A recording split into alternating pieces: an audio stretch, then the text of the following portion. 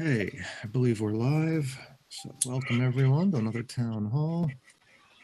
And share my screen here so we can get started.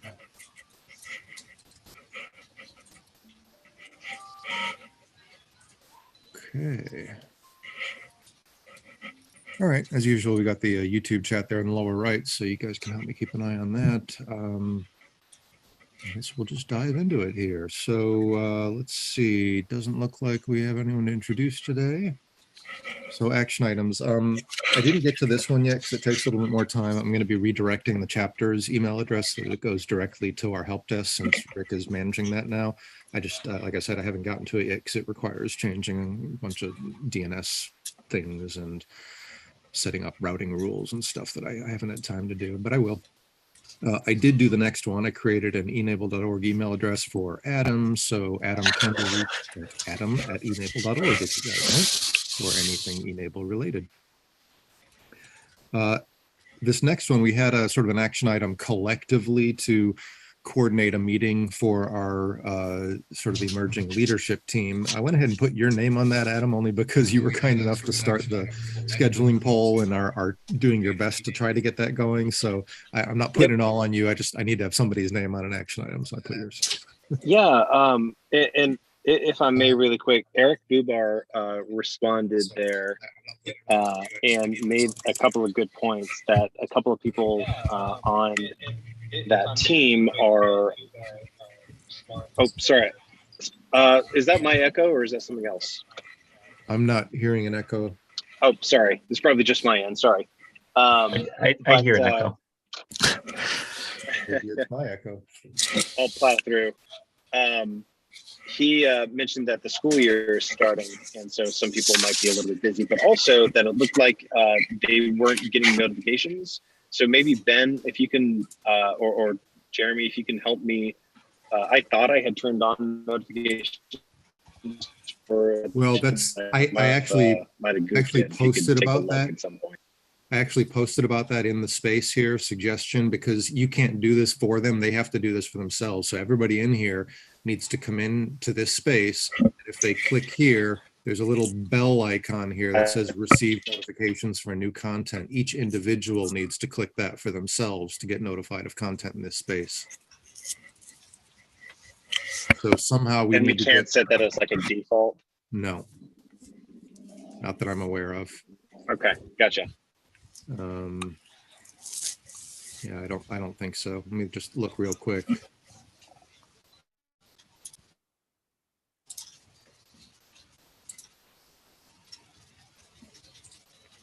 Well, no, this would be, I could theoretically do it here, but that would be a global setting. I don't know if I want to put it in there. I guess I could, because that would, what I don't know is would people who aren't a member of that space, would they get notified? But I wouldn't think so.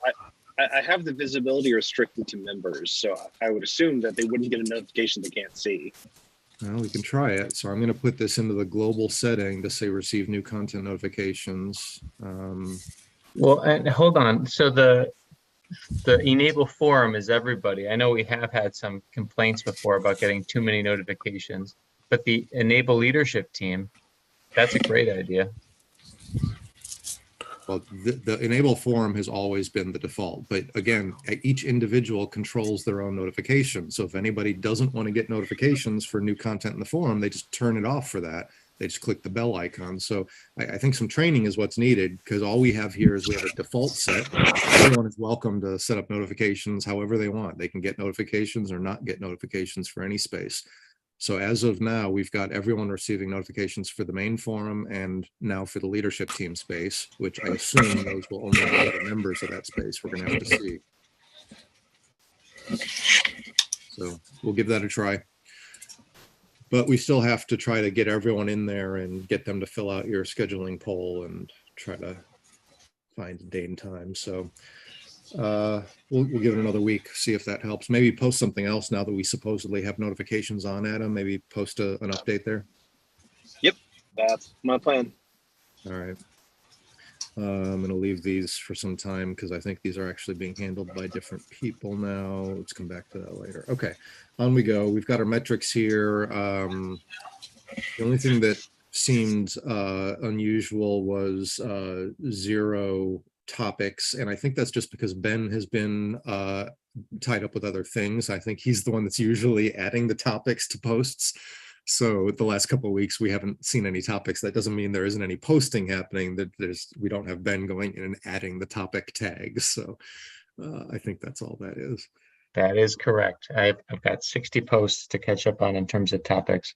Well, it's interesting because it just goes to show us that, you know, we're relying entirely on Ben to do those topic flags. It would be really nice if people did that for themselves. But again, kind of a training issue. I know I'm not in the habit of doing that. You know, I still have this pipe dream of being able to use some sort of AI, depending on, you know, you can train platforms like this to sort of self sort of select different things. Yeah, no, it's true. And the macroscope that John built really uses the topics. I do think that figuring out, even if there was just a page that had all the topics and it was really clear, you know, just like with Google Plus, that people could sort of just check in to a topic in the same way that people follow a space. I think that might be really helpful, but until then, I will just a topic in the same way that people follow the space myself. You know, Ben, now that you mentioned, we could look into configuring that macroscope so it's preloaded with the topics. Okay, so you can go to a topic page. I'm pretty sure somebody has like our live stream playing in a tab or something, because I'm hearing a delayed version of the audio in the background. Me too. And yet, can everyone check your audio, please? Do you have something playing in the background? I'm going to start muting people otherwise. Okay, I think it's gone now. No, it's still going. I just heard it. All right, I'm going to start. Well, it's got to be coming from me or John. Oh, now I'm not hearing it. All right, it's gone. It was somebody, I don't know who, but it's gone. Sorry, go ahead, John. I was just going to say that preloading the macroscope with the various tags might be a way to address that issue. So something we could look into, Ben. John, I think it's your computer that's playing something. I'm still here. It's your voice I'm hearing in the background, John. There's got to be something playing in a tab or another window or something. I'll check. Yeah, it's gone. All right, so requested updates, features for the hub. I don't want to lose what you said, Ben, because I think that was a really good idea. Yeah, the macroscope, having the topics be sort of the navigation for that. It's kind of been my idea of along of being able to zoom in if you put in one topic, to be able to filter and get, you know, 10 years worth of activity just on materials, just on partnerships, just on fundraising. Exactly. That would be really valuable. And right now you can do that using the filter settings within the hub, but you're right. A simple page with buttons would be really more accessible. That's a good idea. Right. And I wouldn't think that kind of a thing would be too hard to do for someone like Masvi when he has time, assuming the hub allows you to kind of feed a query like that by topic, because all it would be is a simple page with buttons, and that each button links to a search query on that topic. I wouldn't think that would be too hard. So yeah, let's follow up on that when I know he's been busy, but hopefully we'll have him back eventually, and we can explore that. So back to where we were, posts of note. Now, we didn't have a town hall last week, so I have here a collection of posts of interest from these past 2 weeks, actually. That's why there's more than usual. First up, we have Marco Dominguez, who posted about a 17-year-old that he has been working with who had a recent amputation. And there were two things of note here that I wanted to share it. because of one was the issue of a recent amputation. There were several good comments in here from people saying, yeah, you definitely want to wait, give it time to heal, make sure the swelling is stopped. So you don't want to be putting something on tissues that are still healing, et cetera. So there was good advice about that. The second thing that was of interest here is this gentleman, Marco, has a smaller printer and he needs to make an arm. And he's asking, how do I print that big piece of the arm? My printer isn't big enough for it. He was thinking, can I cut it into pieces and joint it? And yeah, you maybe could do that. But really, I think the better option is what people here are offering, which is, hey, we've got plenty of people with big printers. Let me print that part for you, which I thought was really nice. You know, no need to go and create something special. We got plenty of people in the community with big printers. If there's one part that you need, you can always find somebody that'll be happy to print a part for you. So I thought that was a nice approach there. So that's that post. Any questions or comments on that before I move on? Okay, the next one up here is Tianara dos Santos Bina. I'm sure I'm pronouncing that wrong, but this is an occupational therapist. And she shared a 3D printing protocol, which I was very impressed by.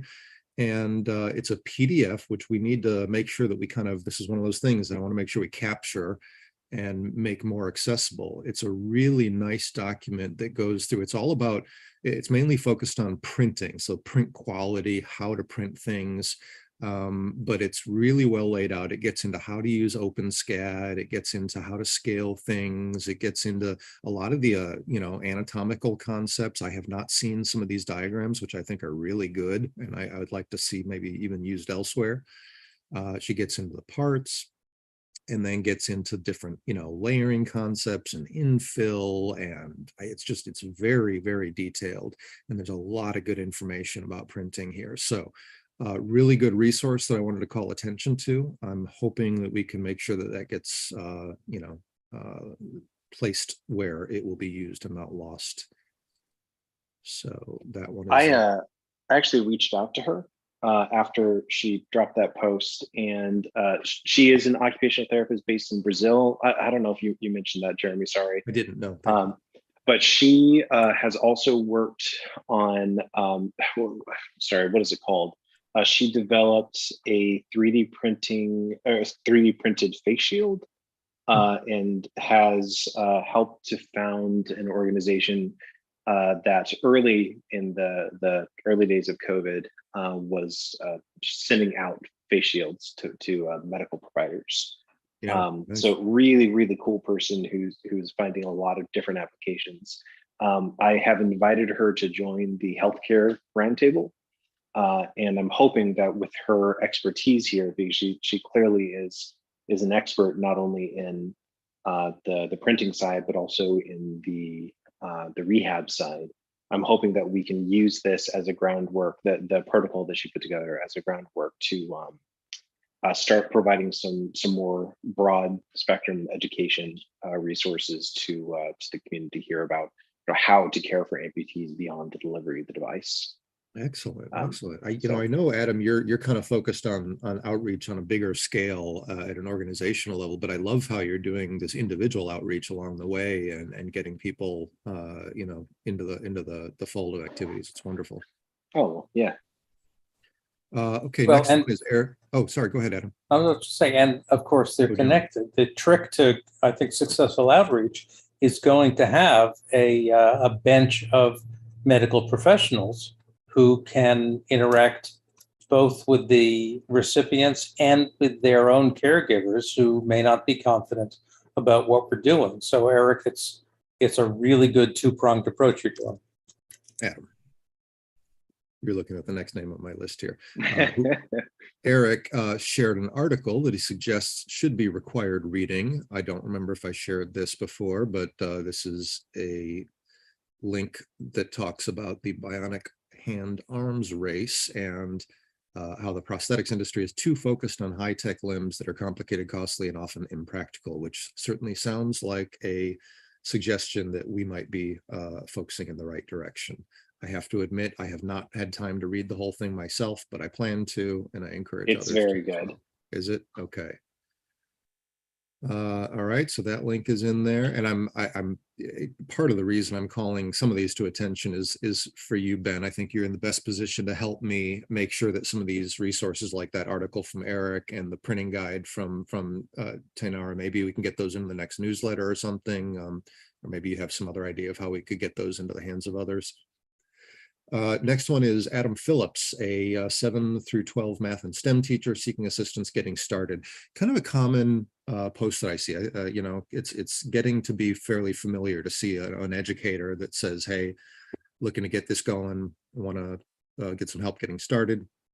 And so just thought it was worth touching on. I think this is an area that we do cover in our getting started, like our welcome space and stuff, but maybe we want to think about giving a little bit more detailed getting started guidance specifically for educators looking to get going in the classroom. And I think we have all the bits and pieces. We've got some great curriculum materials. We've got some great, you know, portions of that process, but I don't know that we have one place where we say, you're a teacher, looking to get this going in your classroom. Here's kind of your step-by-step guide.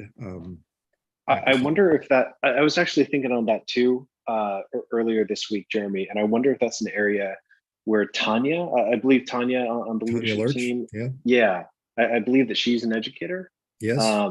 And I wonder if she and if anyone else were interested, would be open to reaching out to some of the chapters, some of the like the high school or you know, community college chapters, to see how we can get a standard on-ramp developed, make it a little bit easier for folks. I think that's a good idea. And let me ask John, since he just rejoined, we're talking about getting doing a better job of putting together a kind of a getting started guide for educators. I know we have all the pieces, you know, we have curriculum materials, we have the bits here and there, but one place, step-by-step guide. You want to get going in the classroom, here's everything you need. Adam mentioned Tanya Lurch. I would add maybe Lindsay Wells to that list. You yourself, John, being an educator, and we have plenty of others. Any thoughts on how we might, and Ben, it looks like you might have an idea. My thought is that Ben has the answer. I was going to say similar to what Adam mentioned about getting the Brazilian physical therapist into the monthly meeting. We have the education meetings once a month. Ian's managing them. We have our 2 new interns. I think that really is going to be the thing to remind educators when they join the hub, is saying, you know, we have these meetings once a month. We have this space. Well, this is, I haven't really been the schedule hasn't worked well for me, so I haven't made the last couple of education meetings. Do you know if you're going to be at the next one, Ben? Yeah, I should be. And I just got a message from Ian this morning that the time is going to be shifted a little bit, whether it's a week off or whether it's going to be just the day before. So either in the meeting, or if you want to just send an email, could I ask you to maybe communicate that to Ian and ask that they maybe discuss this as a possible project, specifically about sort of putting something more robust together as far as a getting started guide for educators that want to get started with e-NABLE? I'm not sure if he just froze or if he's thinking. I think he froze. Okay. I will say that we should talk to Ian about this. Exactly. That's what I was asking Ben to do, either by email or, you know, in the meeting. Okay, I'm going to assume he got the message. Let's move on. Next one up is Hugo, I assume it's Rodas, a mechanical engineer student at UTFPR in Brazil, looking to write about structural analysis of a low-cost human hand prosthesis. It's been a while since I've seen this one, so I don't recall the details. Let's see here. Okay, so, you know, it got into discussion about, well, you're looking for, you know, doing structural analysis. There's a lot of variables here. You know, you're going to have to get into the material. You know, Ward is talking about how, well, you're going to need to get into basic material testing. There's print orientation. There's all kinds of things that are going to affect. You can't just look at a hand and figure out what the structural, you know, integrity or strength is or whatever. So I think that's why I wanted to highlight this one. It's just some interesting discussion about what can and can't be analyzed in our devices. But any other thoughts on this as I'm just scanning it here? Ward's with us. Oh no, Ward was with us. He's gone. I don't know. Anyone? Or should we move on? All right, we'll move on. Uh, Last but not I'll jump least, back in real quick. Yeah, go Sorry ahead, for Ben. dropping out. The device catalog is one of the things that Ian's interns are interested in being involved with. He's got two, and I know he mentioned in his email that one of the students met with NIH. Yep. Having that sort of platform be something that helps us to organize the devices, I think Right. would be great. Yeah, no, that's a project we talked about, and I think that'll be very worthwhile. I'm hoping that, I don't know if you heard what I was saying before you froze. I'm hoping that you could talk to Ian about having kind of another project on his radar, which would be to build this kind of onboarding guide for educators. I think somebody in his group would probably be well suited to do that, and at least maybe bring it up and see what he thinks. Great. Yeah, and I suspect that John and I are going to meet with Ian and these students within the next week or two. Excellent. So maybe that's something I can add as an action item for John and I. Yeah, at least to talk with Ian. My gut tells me it's probably not a great fit for interns. I could be wrong. There at least has to be somebody on the team that's going to be pretty familiar with the processes and what we have available, and just, you know, somebody to guide them. Maybe it's just somebody in addition to the interns, but I also don't want to take away from, you know, his plans of having them work on the device catalog. So handle it as you see fit, but I do think it would be nice to, we just get this question about, hey, I'm an educator, how do I get started? I just see that so often. It seems like something we can work on. Yeah, it seems like it could be sort of a general topic to come back to for the education meetings. Basically, once a month, people are sharing their resources. That's right. And circling back around to saying, okay, how can we make this easier? You know, what is our wiki collect that other educators can use? And I will show you that in our help desk, we do have, you know, since this is something that we get quite a bit, we have some, like a template with some starting information where we're basically giving them all these links, you know, the hub, the launchpad, the wiki, the code of conduct, the device catalog, digital badge awards, chapter map, web central, can you send me to that exchange, and then Lindsay's. Can you copy that and send that to me? And what I can do is I can send that directly to Ian and basically say, this is what we've got, what's next. Sure. That'd be great. I forget that you guys have all those resources within EWC. It's probably, you have to look it over because some of these templates are a little out of date. So I think this one is still in pretty good shape, but that's what we have so far. Great. Okay. Does Ben have access to that database of canned responses? It's not a database. That's part of our help desk system, which Rick manages. That's what I mean. You know, I pay a pretty good chunk of change for each user account on there, so I don't have an account for Ben.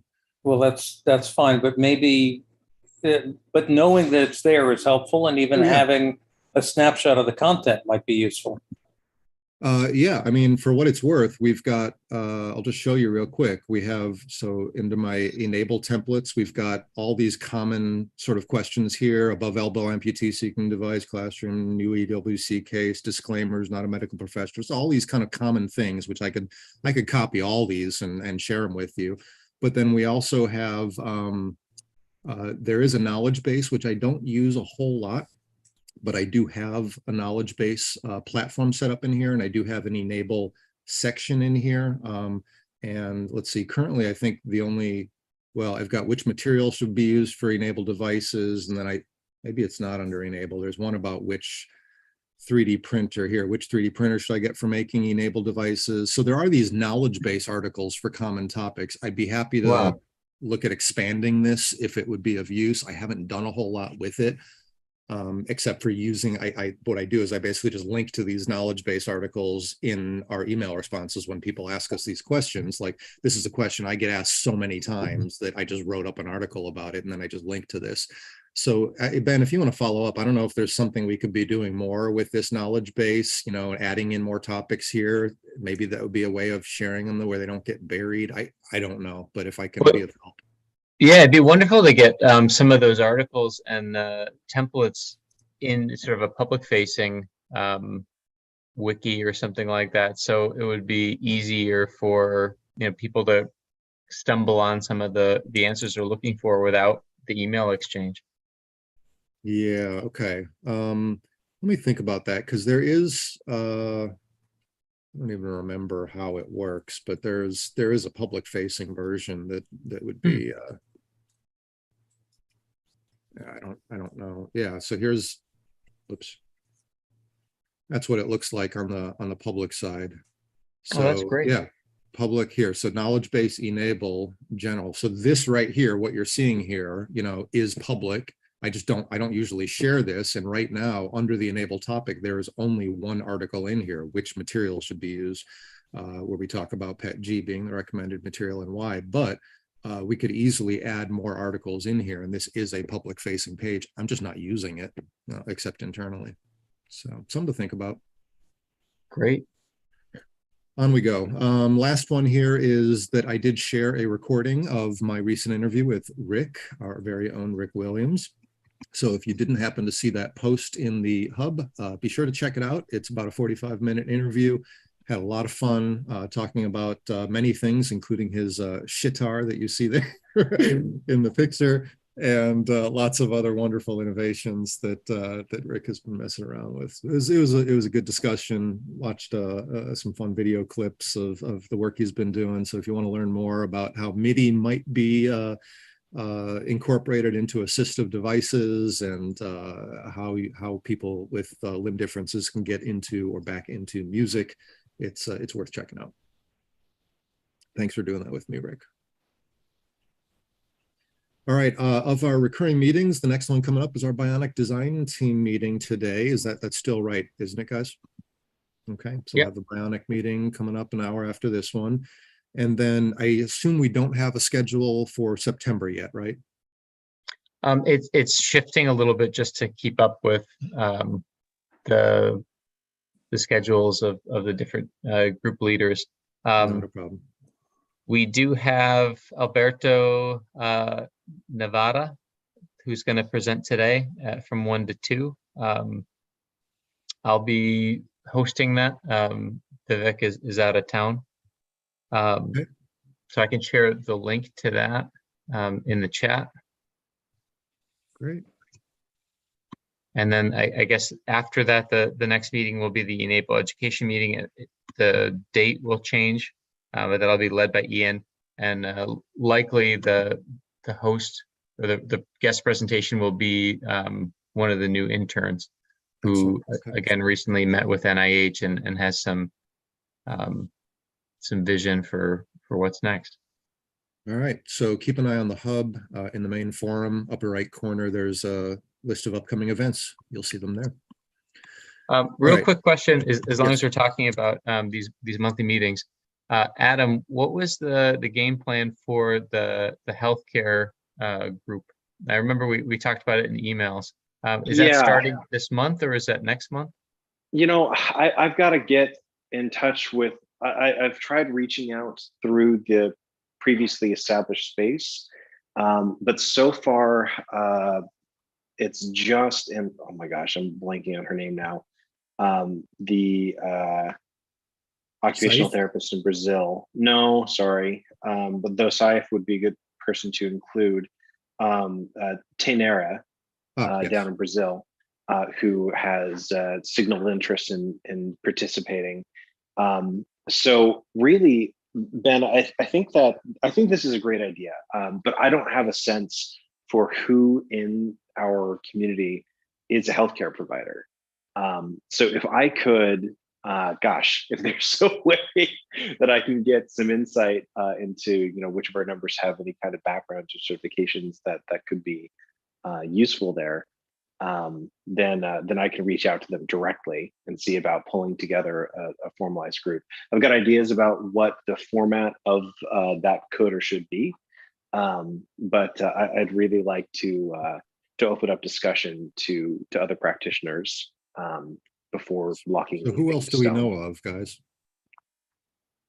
Well, the members of the rehab space include some folks. I know there was a number of people, I think 3 or 4 people that I listed in an email to Adam. And it could be something where will get more attention after this thing starts. I mean, it does seem like sort of a soft opening type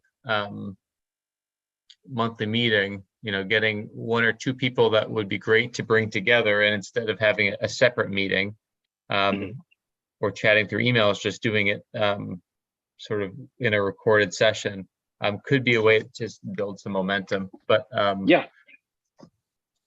but I do think a post in the hub is something. I mean, I can help with that if that's useful. Trying to see if we can get some people to sort of self-identify as being, in that category. The space looks great. Looks like you've done some work on it. I renamed it. I don't think I've done anything more than that. But let me see. I did make a post here on August 17. So really what my vision for this was, based on what you had approached me with, Ben, was just having an opportunity for this group to invite speakers or themselves serve as speakers to cover any topics of interest that may be of benefit to the community. So things like discussing, bouncing off of that post that was made this week on that healing residual limb, and talking about how long healing phases or healing timelines might take, and if you're working with like a diabetic patient versus a traumatic amputee, how that might differ, and other considerations you might have to make.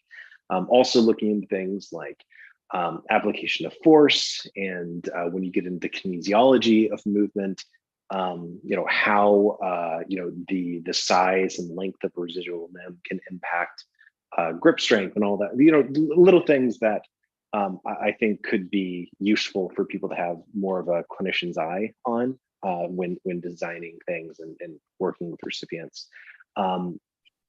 Is that in keeping with what you were thinking, Ben, and what you think could be most useful here? Oh yeah, I mean, I think just opening up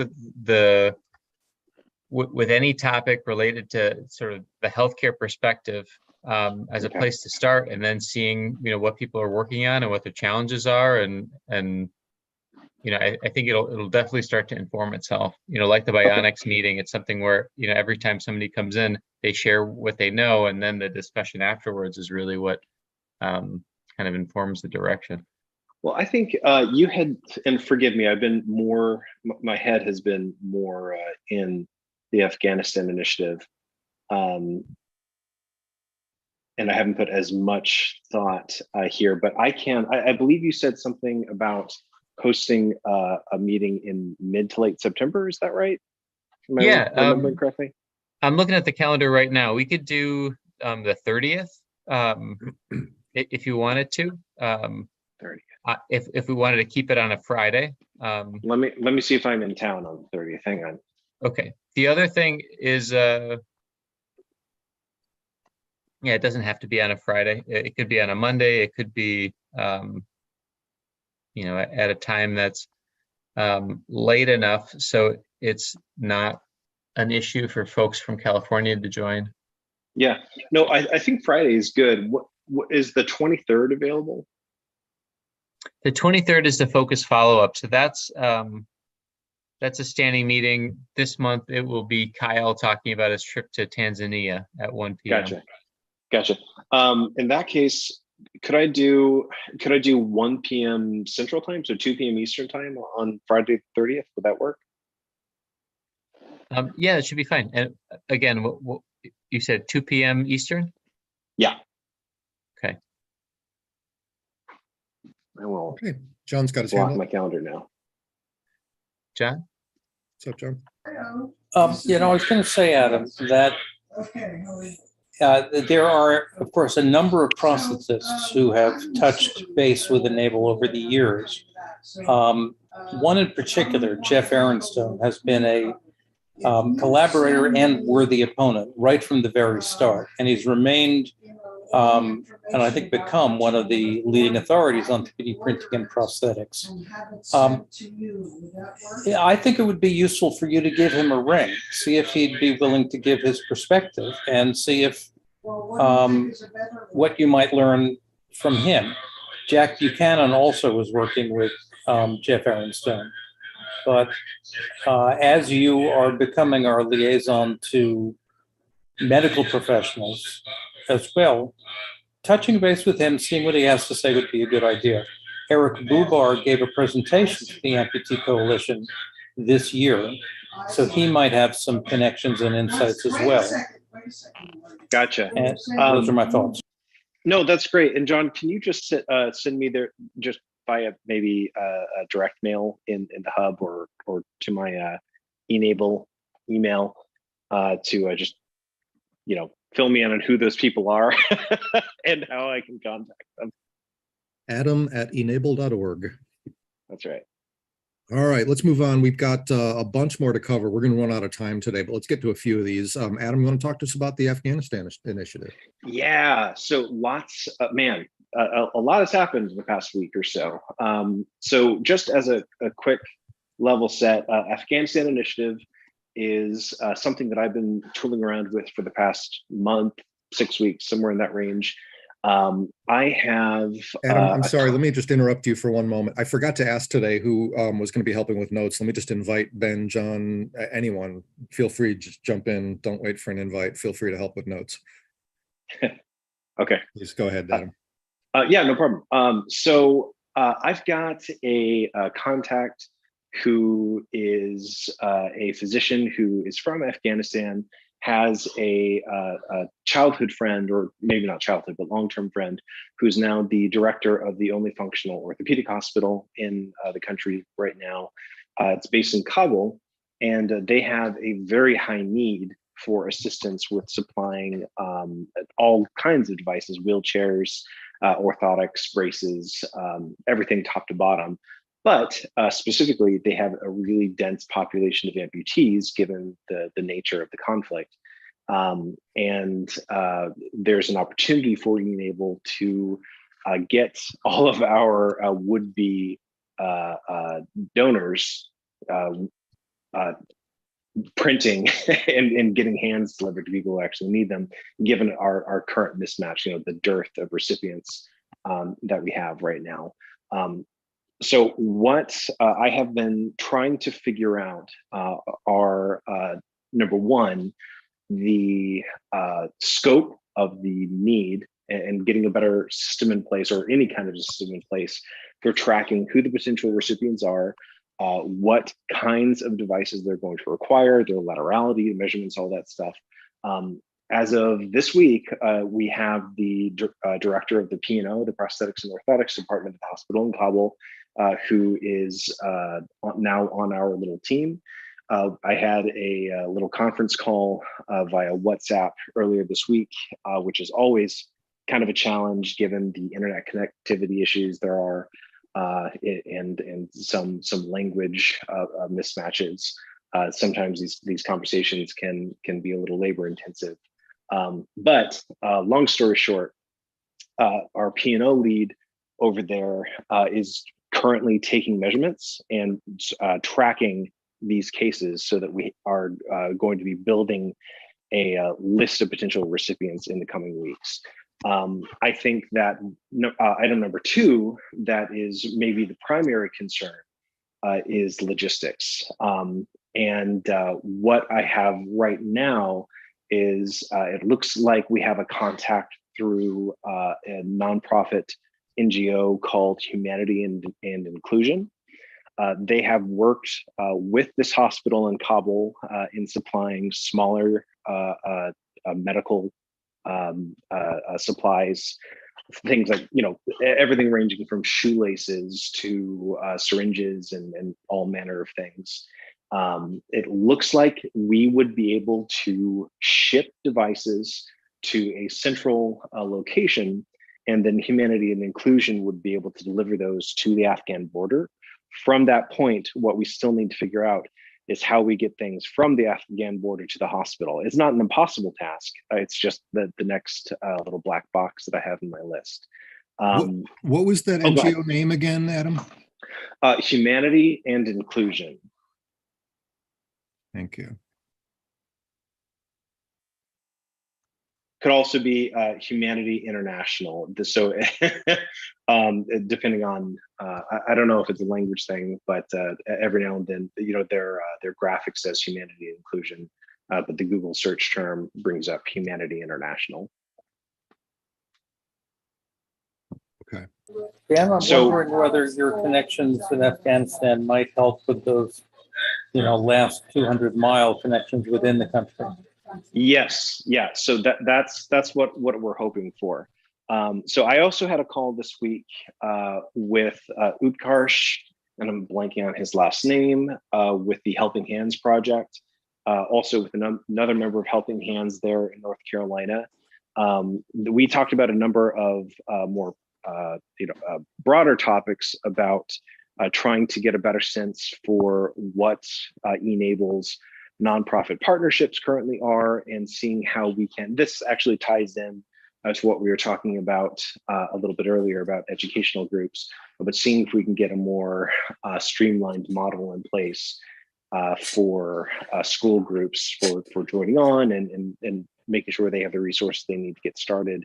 But we also talked about how whether the Helping Hands Project might be interested in doing some more of these behind the scenes efforts to get hands delivered to people, in addition to just working on the printing and designing of prosthetics. They indicated that they were very interested in that, and they might have one or two folks willing to volunteer their time, I suppose, intern to assist me in getting these logistics nailed down and coordinating with these folks so that this can be brought across the finish line. So in short, that we've got, I would say 70% of a plan in place. I can get all of my notes together and send it over to y'all for your review. So if you have any additional ideas, but as it stands right now, we have the means for collecting data about recipients, collecting information about the kinds of devices that they would require. And we have, I would say, half of a delivery model in place for actually shipping them. From that point, what we really need is community buy-in, making sure that everyone is aware in the e-NABLE community about what is coming down the pipe. And also, we need to put together a pilot program, which the Helping Hand Project, Utkarsh indicated that their members would like to be engaged in that as well, to print off maybe 5 or 10 hands once we have a logistics pathway to make sure that it's reliable before we start shipping a whole bunch. But that's it. Just pulling up something from our ancient history here, Adam. This goes back to 2014 when we did a conference for Johns Hopkins, and we had to get a whole lot of devices printed real quickly because we wanted to do a large scale assembly workshop. And so I built this spreadsheet where I basically just laid out, what scales we need, left or right, how many we need of each scale. And people just came in and started populating it. It was saying, hey, yeah, I'm making, so many of these scale and so many of these, and it would tally up, how many we have need for and how many, each person, contributed. And I don't know. I mean, this might not be a good fit for what we're talking about. I just want to say that a spreadsheet approach like this worked well for large scale calls to action like this in the past. So just made it easy for people to jump in and put their name in. So that's great. And it also goes back to part of the conversation that I had with Helping Hands earlier this week. Whether we are printing individual, bespoke hands for specific individuals, or if we get into a point where we're supplying basic supplies so that when they have someone come in, they can just be provided with something off the shelf, wouldn't be ideal. But if we had folks printing, finger components and folks printing palm components that can be assembled and then just sort of given ad hoc, that might be more useful for them once we reach a kind of maintenance phase after like an initial and there's another possibility. If it seemed like it was a fit, I'm not convinced that it would be, but just so that you have your options.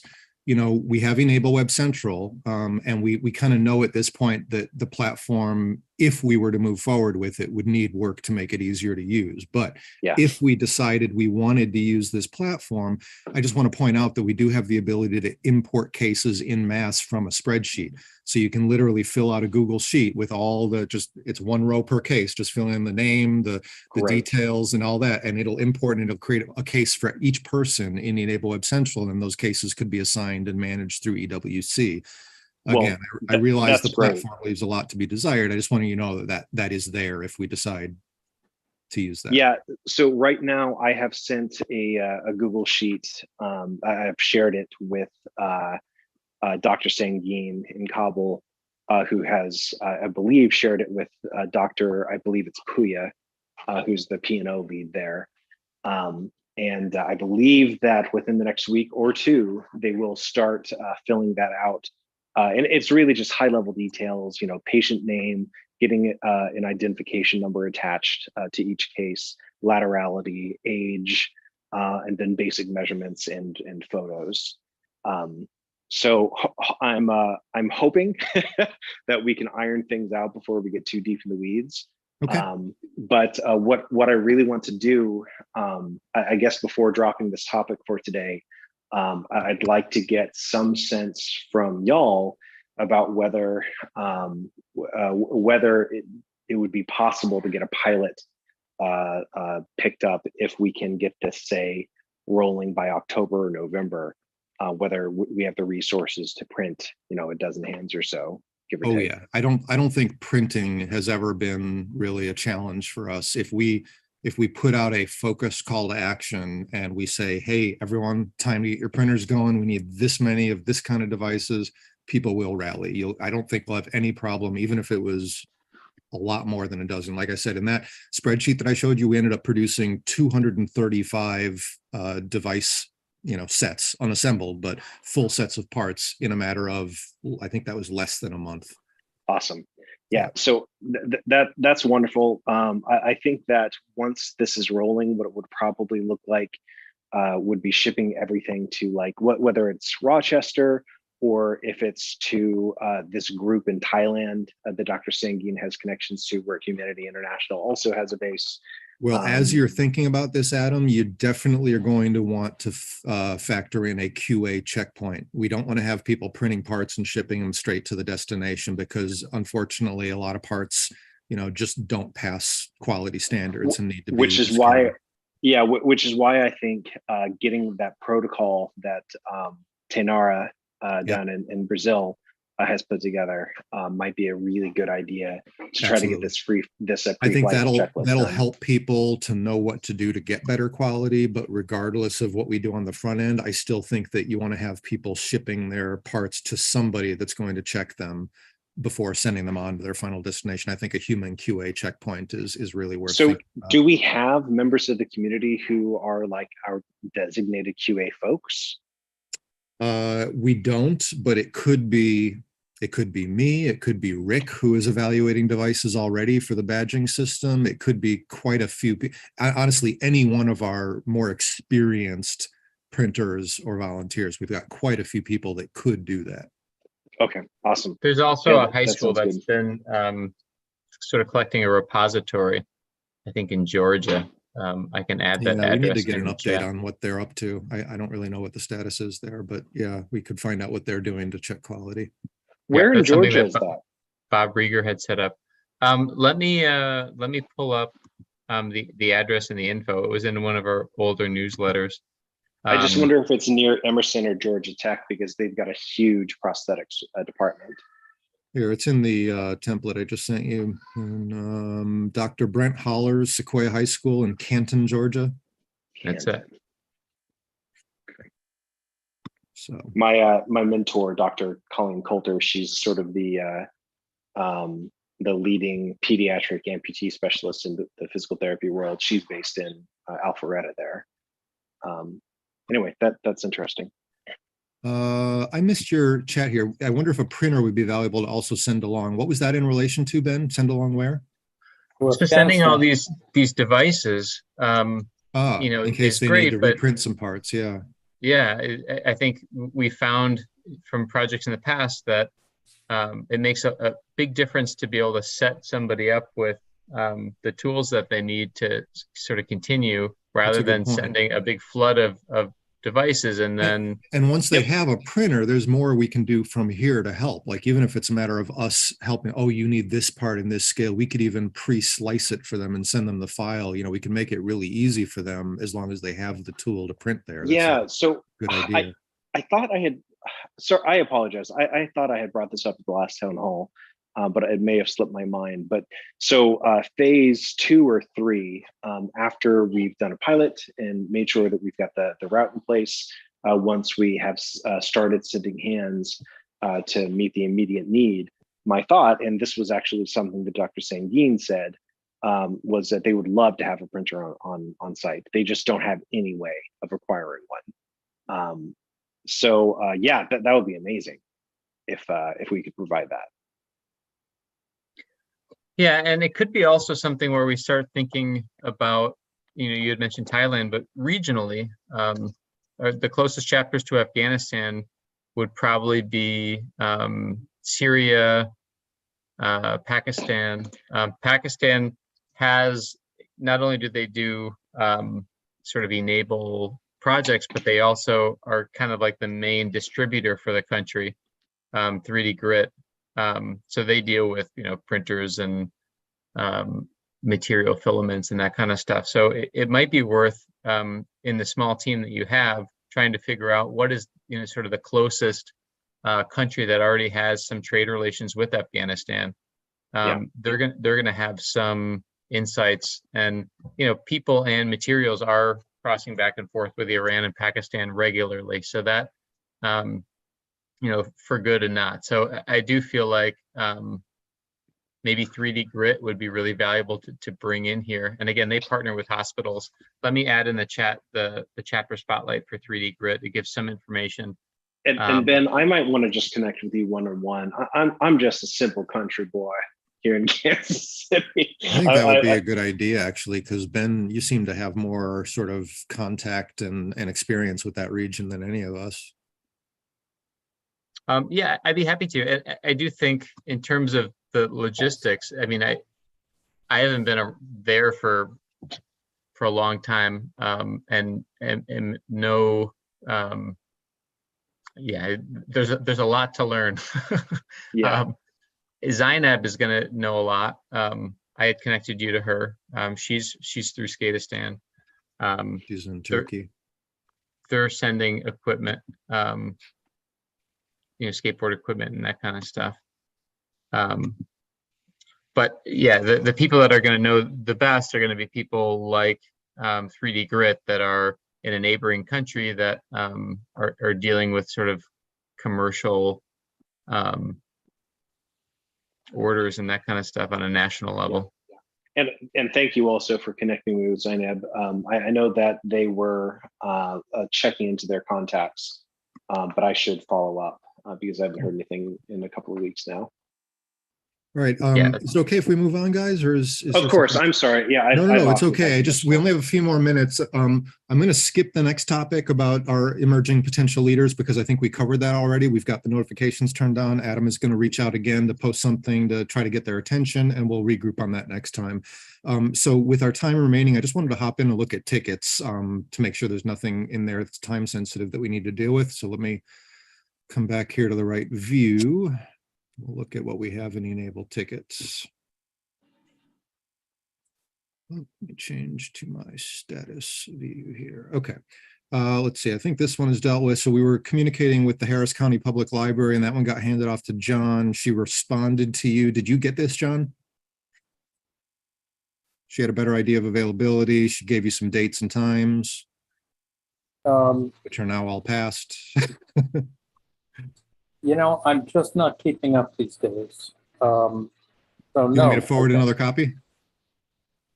Well, I clicked yes, please. I want to just check. I think you were, yeah, this was sent to you directly to your Gmail, but I will forward a copy just to float it to the top of your inbox.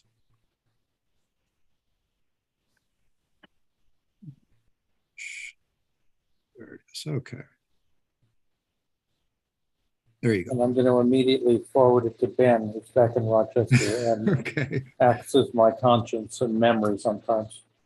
All right. And then we have an offer of a 3D printer donation from Lila Mercado, working at DMF Lighting. They didn't say what kind of printer, but they have a printer that they want to donate.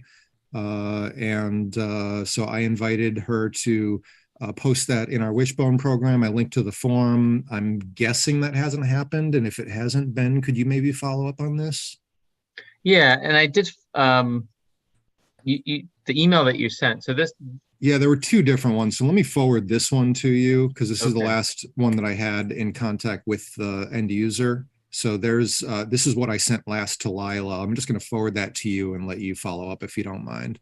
I'm that gonna sounds close good. this I division. think I did respond to the other email, but Great. I'll let's see if we can get this going. And having we're talking about potentially sending a printer to Afghanistan. That's going to need to be something local. But I do feel like we've had a number of printer donations. John shared a post in the hub that involved some printer donations. We had a guy in California that had like 6 of them that he was hoping to donate.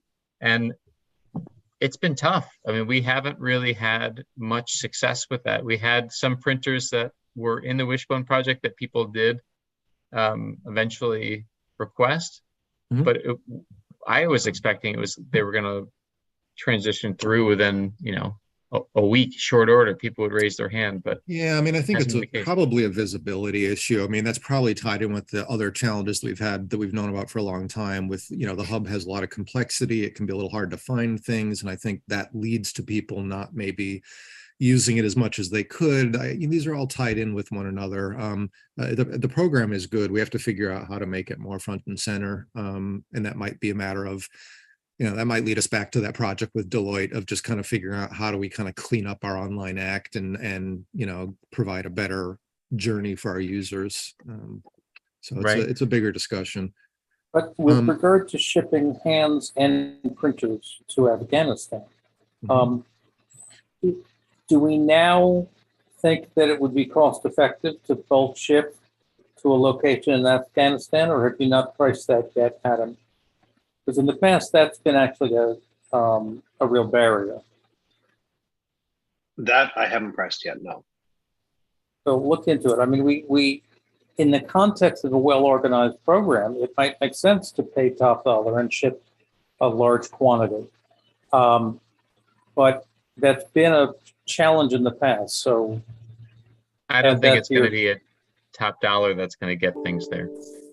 I think it's going to be very direct connections. Yeah, okay. Because I think using any kind of typical services, I would think there's a pretty high risk of the package disappearing, but I don't know.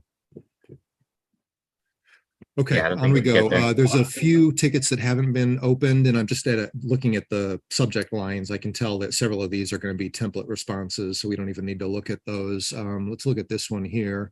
I want to register a group of college students, so they were chatting with our bot. Okay, well, and so our bot answered appropriately and linked them to one of my one of my knowledge base articles. Look at that, our bot still works. So I guess this one's been handled. But just since we were talking about that, I didn't even see this one, but this is another article that we have in the knowledge base. Oh, I see what I did. I put an e-NABLE topic under 3D Universe. That's why I wasn't seeing these. We actually have a lot more topics here. How to become a volunteer, how to request a device, want a 3D print part. So yeah, I gotta work on getting these shared with you, Ben, and we can maybe do more with these than we are. But anyway, in this case, we do, for those of you who don't know, on enablingthefuture.org, we do have an automated bot that uses some basic AI to answer common questions. And in this case, it linked them to the right resource. I'm just going to close this ticket, Rick. And I don't think we need to go into these others because those are going to be pretty standard replies about, printing and stuff. So that's all I have with the time that we have today. Let me ask if anyone else has anything before we wrap. So if anybody's available to join at 1 p.m., Alberto is very knowledgeable of Bionics, and he's going to be sharing sort of a work in progress Pretty interesting stuff. He's trying to set up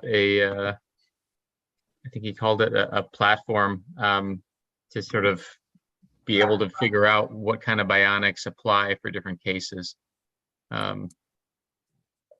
Rick, you got something? Yes, we have a new project that I thought might interest you guys. We have just started working with book rescuers. And basically, they're going to be giving free books to all educators. And we're also writing their entire database for them. And what we're also doing is we're giving children's books to great apes. Apparently, the great apes absolutely loves children's books. So it's just a hoot to watch these gigantic apes reading these little children's books. And so they're donating all these children's books to the great apes. And we've got right now 40,000 new books in the warehouse. But any educator that's looking for specific books, they get free books, 100% free. Is there are you doing this through a website, or if somebody wants to pursue this, how do they learn more? They have a website. I can post that for you. It's called Book Rescuers. It's on Facebook right now. We're going to build them a full website. We're going to donate our time and build their website and everything for them, for the educators. For now, I would just ask Rick if you want to share that in the hub. We do have an educators space. If you would, even if you're not a member of it, join in, post something in there. I'm sure the educators there would. I don't know if I am or not. I'll look. If you're not, obviously you can make yourself a member, so no problem. But Rick, what is the name? It's called Book Rescuers. I'm sorry, for the Great Apes program. I've got a friend who's a primatologist, and that would be well, interesting. it's all part of it. Yeah, we've got them donating the books to the Great Apes. Gotcha. Interesting. That's great. You know, Rick, the books for Great Apes thing might be close enough to the prosthetics for animals thing that it could somehow get squeezed under the e-NABLE umbrella, and it's going to be a great story. One of the things that we found is that there are moments when certain things go viral in the media because they're just irresistible. This would be one of them. We had that period in the early days, but this one would just be absolutely irresistible. So you should think about how to ride the coattails of the wave of publicity that this will.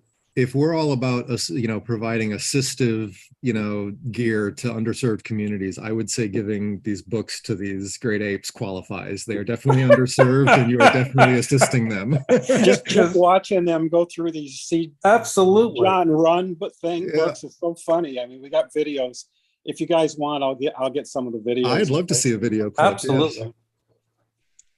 All right, guys, got to wrap it up. Thank you so much. See you next week. Bye, all. Bye. Thanks.